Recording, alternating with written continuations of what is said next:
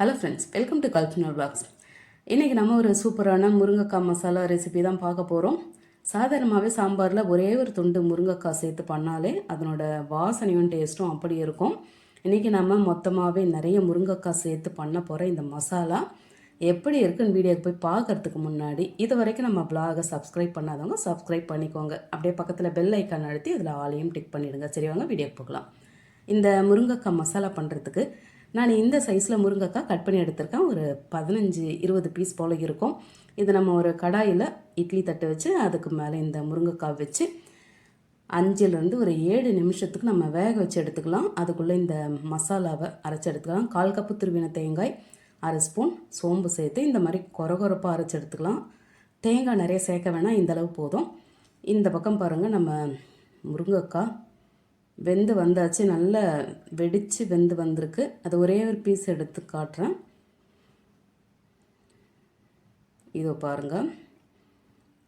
இப்போ இதை நம்ம ஆற வச்சுட்டு அது நடுவில் இருக்க அந்த சதை பகுதியை ஒரு கத்தி இல்லாட்டி ஒரு ஸ்பூனை வச்சு நம்ம வழித்து எடுத்துக்கலாம்.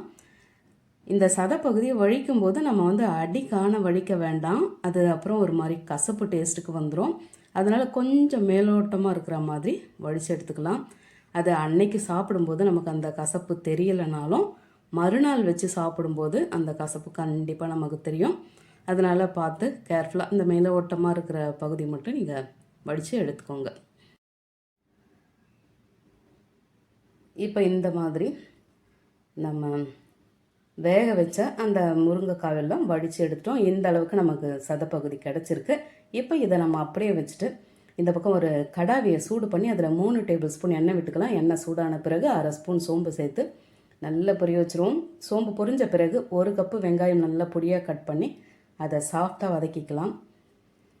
வெங்காயம் நல்லா வதங்கின பிறகு 1 ஸ்பூன் இஞ்சி பூண்டு பேஸ்ட்டு சேர்த்து அதையும் அப்படியே கலந்து வதக்கி விட்டுருவோம்.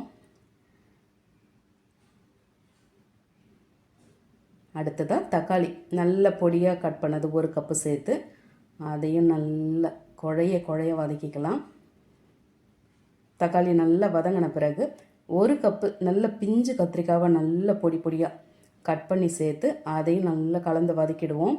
இதில் உங்களுக்கு கத்திரிக்காய் சேர்க்க விருப்பம் இல்லைன்னா நீங்கள் அதை ஸ்கிப் பண்ணிக்கோங்க. இப்போ 1/2 ஸ்பூன் தனி மிளகாய்த்தூள், 1 ஸ்பூன் காஷ்மீர் மிளகாய்த்தூள், 1 ஸ்பூன் தனியாத்தூள், 1/2 ஸ்பூன் சீரகத்தூள், 1/4 ஸ்பூன் சிக்கன் மசாலா, 1/2 ஸ்பூன் மஞ்சள் தூள், உப்பு தேவையான அளவுக்கு சேர்த்துட்டு இப்போ அப்படியே எல்லாத்தையும் நல்லா கலந்து பரட்டி விட்டுருவோம். மசாலா எல்லாம் நல்லா கலந்து வந்த பிறகு நம்ம எடுத்து வச்சுருக்க அந்த முருங்கைக்காய் சதை பகுதியை சேர்த்துட்டு அதையும் நல்லா மிக்ஸ் பண்ணி விட்டுக்கலாம். காரம் அவங்க விருப்பத்துக்கு ஏற்ற மாதிரி சேர்த்துக்கோங்க. வழக்கம் போல் சொல்கிறது தான். இது ரொம்பவே மைல்டான காரம்தான். இப்போ மிக்ஸி ஜாரை அலசி எடுத்து ஒரு 1/2 கிளாஸ் தண்ணி சேர்த்தாச்சு.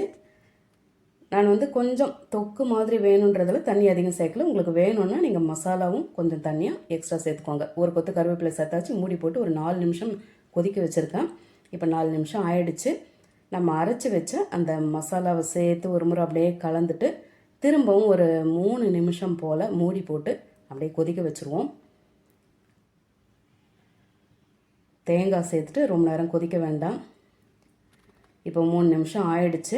இந்த பாருங்கள், எண்ணெய் பிரிஞ்சு வந்தாச்சு. இப்போ கட் பண்ணி வச்சுருக்க கொத்தமல்லியை விட்டு கலந்து விட்டு இறக்குனாக்கா நம்ம எல்லாரோட ஃபேவரட் முருங்கைக்காய் மசாலா ரொம்பவே குயிக்காக அட்டகாசமாக ரெடி ஆகிடுச்சு. பார்க்கவே சிக்கன் மசாலா மாதிரி இருக்கிற இந்த முருங்கைக்காய் மசாலா கண்டிப்பாக நான்வெஜ் மசாலாவுக்கு ஈக்குவலான டேஸ்ட்லேயே இருக்கும்னு சொல்லலாம். முருங்கைக்காய் அதிகமாக கிடைக்கிற சீசனில் இந்த மசாலாவை செய்து சாப்பிட்லாம். முருங்கைக்காவே பிடிக்காதவங்க கூட இதை விரும்பி கேட்டு வாங்கி சாப்பிடுவாங்க. அதே மாதிரி முருங்கைக்காய் சீசனில் அக்கம் பக்கம் தெரிஞ்சவங்கன்னு சொல்லிட்டு நிறைய பேர் முருங்கைக்காய் தந்து வீட்டில் முருங்கைக்காய் சேர்ந்து போயிடுச்சுன்னா அது என்ன பண்ணுறதுனே தெரியாமல் முழிக்கும்போது இந்த மாதிரி மசாலா செய்து கொடுங்க. முருங்கைக்காவும் காலியாகிடும், மசாலாவும் காலியாகிடும். சூடான சாதத்தோட 2 கரண்டி இந்த மசாலாவை சேர்த்து சாப்பிடும்போது சொர்க்கமே நம்ம கண்ணு முன்னாடி வந்து நிற்கும்னு சொல்லலாம். இதுக்கு கண்டிப்பாக சைட் டிஷ்ஷே தேவைப்படாது. ஏன்னா அந்த மசாலாவோட டேஸ்ட்டு எல்லாத்தையும் வாய் அடக்கி வச்சுட்டுன்னு சொல்லலாம். ரொம்பவே டேஸ்ட்டான இந்த முருங்கைக்காய் மசாலாவை நீங்களும் சீக்கிரமே செய்து சாப்பிட்டு எப்படி இருந்ததுன்னு மறக்காமல் கமெண்ட்டில் சொல்லுங்கள். ரெசிபி பிடிச்சிருந்தால் லைக் பண்ணிவிட்டு அப்படியே நம்ம vlog-ஐயும் சப்ஸ்கிரைப் பண்ணி பக்கத்தில் பெல் ஐக்கான் அழுத்தி அதில் ஆலையும் டிக் பண்ணிக்கோங்க. தேங்க்ஸ் ஃபார் வாட்சிங்.